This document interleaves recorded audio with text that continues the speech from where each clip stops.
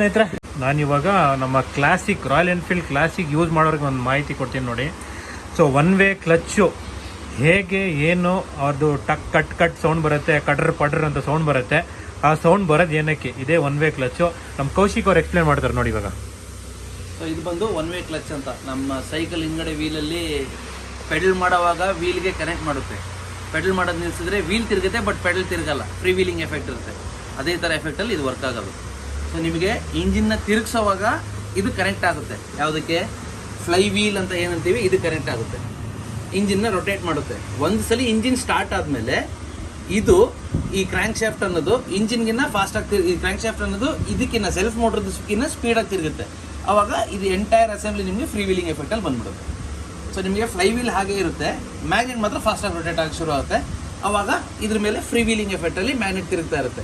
So ಇದನ್ನ connect ಮಾಡೋಲ್ಲ. ಯಾವಾಗ ಇಂಜಿನ್ ಸ್ಪೀಡು ಫುಲ್ ಡೌನ್ ಆಗಿ 0 ಆಗುತ್ತೆ, ಮತ್ತೆ ಸ್ಟಾರ್ಟ್ ಮಾಡುವಾಗ ಇದ್ರ ಸೆಲ್ಫ್ ಕ್ರ್ಯಾಂಕಿಂಗ್ದು ಹೆಲ್ಪ್ ತೊಗೊಂಡ್ರೆ ಇದು ಇದ್ರ ಜೊತೆಗೆ ಲಾಕ್ ಆಗಿ ರೊಟೇಟ್ ಮಾಡಿ ಸ್ಟಾರ್ಟ್ ಮಾಡುತ್ತೆ.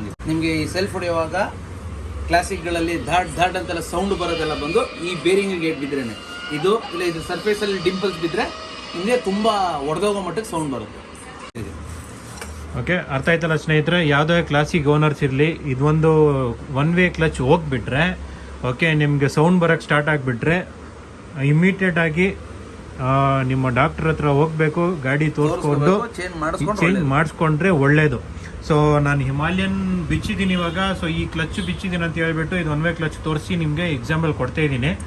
ಸೊ ಎಲ್ಲ ಗಾಡಿಯಲ್ಲಿ ಬರೋದೇ ಇದೇ ಥರ ಕಾನ್ಸೆಪ್ಟು. ಅದಕ್ಕೆ ನಮ್ಮ ಕೌಶಿಕ್ ಅವ್ರು ಎಕ್ಸ್ಪ್ಲೇನ್ ಮಾಡಿದ್ರಲ್ಲ, ಯಾವುದೇ ಕಾರಣಕ್ಕೆ ಆ ಸೌಂಡ್ ಬಂದ್ಬಿಟ್ರೆ ಮಾತ್ರ ಹಂಗೆ ಓಡಿಸ್ಕೊಳಕ್ ಹೋಗ್ಬೇಡಿ. ಇದೇನಾದರೂ ಒಡೆದೋಯ್ತು ಅಂದರೆ ಒಂದ್ಸಲಿ ಒಂದು ಬಾಲ್ಸ್ ಏನಾದರೂ ಇಂಜಿನ್ ಒಳಗಡೆ ಸೇರ್ಕೊಂತು ಅಂದರೆ ಅಷ್ಟೇ ಮುಗೀತು. ನಿಮಗೆ 1 to 11 to 3 ಕೆಲಸ ಬಂದ್ಬಿಡುತ್ತೆ. ಖರ್ಚು ಹಂಗೆ ಇರುತ್ತೆ. ದುಡ್ಡಿರೋರು ಖರ್ಚು ಮಾಡ್ಕೊಳ್ಳಿ, ದುಡ್ಡು ಇಲ್ದಿರೋರು ಚೇಂಜ್ ಮಾಡ್ಕೊಳ್ಳಿ ಅಷ್ಟೇ.